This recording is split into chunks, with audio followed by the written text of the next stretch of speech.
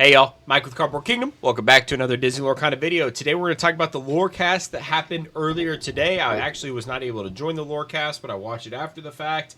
Watched a little bit over an hour of it. I'm not sure how long it went, but I think I got the gist of everything that was discussed there. There was some really exciting news about Fabled, what types of reprints we're getting, a breakdown, and so I want to talk about that, and I want to talk about a couple just general sentiment things and feelings from the Lorecast. Overall, I think it was very, very good. I walked away from this one much happier than I have over the last couple weeks. Ryan Miller was there, the co-designer of the game and the brand manager, which it's always good to hear from him. He brings a lot of passion, and he's one of the original people. So whenever he's around it, he brings good vibes, I guess I would say. So the biggest information from the Lorecast is this Fabled set breakdown. So you'll see here that it says that all enchanted cards in Fabled feature a new variant art. You'll see 33 mechanically new cards, 6 legendary, 6 super rare, 11 rare, 6 common or 6 uncommon, 4 common. Of those, the breakdown of alt arts will be 2 iconic, 12 enchanted, and 7 epics. Beyond that, we have 171 cards that will be reprinted. 6 legendary, 12 super rare, 37 rare, 48 common, 48 uncommon, 68 common. 6 of the returning cards will have enchanteds, and 11 of them will have epics. So what does this all mean? We knew that Fabled was going to be a reprint set. I would say this is heavily a reprint set, right? The majority of the set, 171 of the 204, will be reprinted, and so therefore this is going to be in terms of like new cards that are going to be implemented into the meta, it's going to be pretty sparse, right? Our card pool is just going to drop dramatically in terms of the amount of cards that are going to be legal and core constructed, because we're only getting 33 new cards where we're losing a ton of cards. And so that's kind of when you think about like gameplay and things like that. Hopefully these new 33 cards are going to be heavily, meta defining, really shaking up the meta. Obviously losing cards is one way to shake up the meta, but the cards that are being used were some of the best cards. So is it kind of just like making things stale? I don't know, right? This is my first time going through a rotation or something like this. So we'll leave that to sharper minds as it relates to playing the game. But this is the breakdown that we have. We'll talk about some general sentiment and things like that here in a minute. I do want to focus on the art, though. The 2 iconic, the 12 legendary, and the 7 epic. Obviously, of the 33 new cards, a lot of them are going to be getting like an alt art treatment, which is really, really cool. Looks like, there's 21 different alt arts coming out of the 33 cards that we have. So a lot of the new cards will be getting a new art variant. If you combine that with some of these cards being playable, then that will provide a lot of value to collectors and to people opening booster packs, which is nice. And then we also have 6 enchanteds coming from the 171 returning cards, and then we have 11 epics that are coming from the returning cards. These are two, the iconics and the epics are something that I've been talking about for well over a year at this point, and we're finally getting them in Fable. That is something that I am very, very excited about as a collector. And I know a lot of the players, they like to poo-poo like alt arts and things like that, but like it's they talk down on like the shiny cardboard aspect, but they all use it. They all enjoy it. You're not. I don't know. I refute that anyone just does not care. I'm sure there's a few of you out there that don't, but by and large, the majority of the people do care. But at the end of the day, they are trying to enhance the booster pack opening experience. They talked about that during the Lorecast today. It's a lot of the things that I've talked about. Ryan kind of hit on specifically about increasing that experience, giving the collectors more to go after, leveraging this amazing art that they have to create this better experience as you're opening a booster pack, and that's why iconics are harder than legendary, but easier than enchanteds, not iconics. Epics are harder than legendary, easier than enchanteds. Iconics offer even a superior chase beyond enchanted, and they also have new features, etc. So there's a lot going on there as it relates to the collectors. They also have something called like collector quest that is going to be happening at things like Gen Con and these upcoming events, where you have it's kind of like a way to play Lorcana, from what I understand it, as a collector in terms of like collecting certain cards, maybe getting a reward or something like that. Sounds really, really cool. And Ryan specifically today talked a lot about collectors as he was talking about future sets and the reason why they did these iconics and new rarities and things like that. He talked a lot about the collectability of the game and catering to collectors, which was really, really nice to hear. Fabled as a whole, I think, is really geared towards obviously new players as well as collectors. Someone like myself, I am excited for these new art tiers. With that being said, I don't know. I want to really hear where you guys land in terms of what are you looking to open, or how much are you looking to open of Fabled? Because I feel like the like epics and even the enchanted legendaries, like, they're always a lot cheaper than I think they're going to be. They start out hot and then they come down in price. Do I just buy the ones that I like? Do I open the product? And, I've got so much. I'm sitting on a pile of, legendaries and things like that I'm not, that like are beyond my playset. I bought so many collections that I've got this massive inventory that's not even listed. Like, I kind of want to play the long game, even with some of the playable stuff, see what gets reprinted, etc. But yeah, I don't know. Like, I don't need whatever legendaries are reprinted. If Rapunzel gets reprinted or whatever it may be, I don't need those. I don't need them, right? And so, do I really want to go open it? I have a playset of virtually every card that's going to be reprinted, and so I just don't need them. But if you give it to me in an epic, you give it to me in an enchanted, etc., I'm going to want it. And so that I'm just at an interesting juxtaposition there. 171 of the cards being reprints. It just doesn't cater to me that much, but it does, right? So I don't know. You can hear that I'm kind of parsing through it, but I don't have a defined strategy for Fabled yet. But please let me know what your strategy is. Do you plan on going all in? Do you want to open these new rarities? Are you going to sit on the sideline and see how cheaply they are listed? I mean, we've seen multiple cards. Like the Maleficent Monstrous Dragon, the Fabled Set Championship, the Winnie the Pooh Honey Wizard, like, those cards look amazing. Now, obviously, the Set Champs card's not going to be in this particular set, but like in terms of like art and what they're bringing with Fabled, like, it looks amazing. The iconics. So I'll for sure end up with like at least a case. I plan on getting a little bit more than that. Maybe I turned a couple people away with collections that were looking to sell. Maybe I'll go back and explore those options. But yeah, I don't know where I'm going to end with Fabled, but nevertheless, this is the breakdown for what we're getting. And I did want to talk about, some sentiment here. And I think we get both sides of the equation here. So the top comment, Jack Pumpkinhead. Wow, I was expecting half the set to be reprints, maybe not 5/6 of the set. As someone who recently joined the community, this is what I was expected for Fabled. Always going to be the marketing or discussions that they've had around it. Makes it seem like Fabled was intentionally designed to be a great entry point for new players.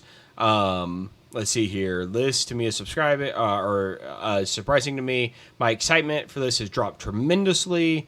Excited for newer players, but as someone who's been around since the start, I don't think I'll be buying much Fabled. Like, I think this is a very fair response and strategy, right? Like, this person is saying like, hey, I'm excited for the new people that are coming into the game, but at the end of the day, the set just isn't for me, right? And that's okay. That's a very, very fair spot to be in. Nitrogen 567 says, oh yeah, this is a buy singles as needed 100% set. So that's kind of like what I was just talking about, right? And I still don't know where I'm going to land, because I do obviously want to have the new cards and new arts. But then you have someone like OK Tradition 1672. As a new player, this is great news. Lorequester says same. I only have a fair amount of set 3 and 5. I've been cautious about buying too many older sets since rotation was announced. Completely agree. And so that's, it's kind of hinting at these new players are really excited about the idea of that they're going to be able to get these cards that maybe have been outpriced, whether it's the Rapunzel, etc. And now they're going to be able to get these new, the new cards and have high quality meta decks at a cheaper rate, because they can get these cheaper reprinted options of a certain card. And so I think that there's, those are both very fair points that people have been around feel discouraged to open this set because there's not a lot of new cards. Just buy the singles as you need it. The older people, they get a chance to buy these older cards at a very, very fair price. I think that's fair for both people. They did add in, obviously, the iconics, the epics, etc., to increase the booster pack opening experience and entice people to still go out and get this product, which I think is a good thing. At the end of the day, I'm very, very interested to see what they're going to do with iconics and epics moving forward. So a set like Whispers in the Well. Are they going to continue to up their game on the art side of things and upgrade their game on the collector side of things and have these epics, have these enchanteds, and have these iconics? Or since it's not going to be a reprint set, at least that we know of, assuming there's little to no reprints in Whispers in the Well, are we going to not get epics anymore? Are we not going to get iconics anymore, right? Like, what does that look like moving forward? And someone actually asked that, and they wouldn't speak to it. But I'm very interested to see what this means moving forward. I'm excited to enjoy Fabled for the arts that it is. I'm very excited for it, right? This is, once again, the culmination of feedback that I've been giving for a very, very long time in terms of we need to increase the booster pack opening experience. We have this amazing art. Let's let the artist cook. Let's see what comes of it. And they are doing that. So it would be disingenuous if I didn't at least enjoy the set to a certain extent. But with that being said, I think that people who have the mindset of buying the cards that they need as needed, I think that's a very, very fair spot to be. And even someone like myself who's very excited to open this particular set, just given the fact that these might be so affordable, that makes me I don't know. If I could just buy the pretty cards, then that'll be enough to me, or enough for me rather. So, with that being said, I think that's pretty much the majority of what I wanted to go over. The last thing would be that they did announce a couple of the first, I guess they're called CCQs, or Championship. What is it? Challenge Championship Qualifier. So essentially third-party ran events that the winners will secure a spot at the championship event for a given region. I think those are only happening in Europe and North America. They did announce a couple of those, which was really, really cool. I love that. They're doing multiple things there. They're giving the players another way to qualify that can't get to a challenge event, which is drastically needed, right? You saw they clearly saw the amount of feedback and changed course immediately, which was awesome. And then B, it's also supporting these third-party tournament organizers who have done so much to further the growth of the game. Places like SSG, places like Charlie's Collectible Card Show, Ink Inc. I'm sure there's a ton over in Europe of these stores who are propping up the community and hosting these events. Now, I mean, sure, they're making money, they're collecting entry fees, but it takes a lot of work to put this stuff on, and it's growing the game and keep giving people a way who play the game to stay engaged. So these events, they mean a lot, and Ravensburger is showing that they're going to be willing to support these events. I had seen that they're talking about both prize cards as well as obviously these qualifying spots for the championship event for a given region. We'll see what type of price support they supply, but I think a combination of both the qualifying spots as well as the prize cards, I think, is where ultimately they should land and need to land. These events being able to give out the prize cards is going to be a massive boost to the events, not only just the championship spots, but the ability to get the prize cards is going to be huge. That would be something that would, I'm not really, to go to these events and get a chance to qualify for the championship, like that would be cool, but like that's just not the level that I'm at. But if I could maybe get to some sort of top cut, get a promo card, like that would entice me to go to even some of these third party events. So that was really, really cool to see that they are rolling that out. And once again, guys, this is just for my, Lorcana's dying community, et cetera, et cetera. Yes, Ravensburger is not a TCG company. That's been Rudy's whole gripe from the start is they don't know what they're doing. They're not a trading card game company. And while that is true, it's clear that they have a constant direct line of communication with people who know what they're doing, people who are voicing criticism from the community, and they are adapting and changing course, getting the ship pointing in the right direction at a very consistent basis. And so sure, there's hiccups, sure, there's speed bumps. And look, I've been frustrated lately as well with the amount of speed bumps. The ride has been incredibly bumpy, but they are listening. They're getting better, and I think we see that here with things like the CCQs already being announced, the Challenge Championship qualifiers already being announced. They they're going to support the third party environment, and hopefully that leads to a good season 2 while we wait for season 3, which was, at this point, I kind of take them at their, I don't take them at their word. Apparently, season 3 is supposed to be more in line with what we thought we were going to get with season 2 in terms of the amount of events and just sheer volume of competitive Lorcana. Hopefully, the season 2 can kind of see some of the residuals of that through these CCQs. So, overall, the Lorecast was great today. The passion that Ryan and the team have for the game is clearly still very much there. They understand how special Lorcana is. They understand things that have gone wrong, like the ticket releases and things like that. And it's evident that they have a direct line of communication with a lot of people who care. And they watch a lot of our content and hear our criticisms, and they're taking it into account. Even Rochelle, who wasn't on the Lorecast today, was in the chat responding the entire time. I think they're probably very limited with what they can do, having Disney over top of them and, protecting different IPs and things like that. And just the amount of hoops they have to jump through is probably pretty insane. Hopefully that loosens with time as they've proven that they can deliver good product. They understand what Disney wants to see in the game.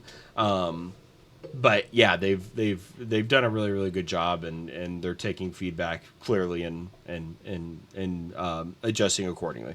So that is it for today's video. Overall, the Lorecast was a great update, and I'm excited for Fabled, whether that's buying singles or buying some product. I'm very interested to see what the price per box on that set is going to be, because for a while I thought it was going to be insane, and then now knowing that all of the reprints, how much of it, we heard that it's going to be like half reprints. I was like, okay, that tempers expectations quite a bit. And then now that we know that it's like majority reprints, how many people are truly going to set the set out? How many people are going to go hard on it and get the new arts? I don't know. I'm interested to see. It's a very unique puzzle, this Fabled. With that being said, thank you very much for watching, guys. I will be gone this weekend, off to enjoy some time with the family out of town, and we'll be back with another video soon. Bye, guys.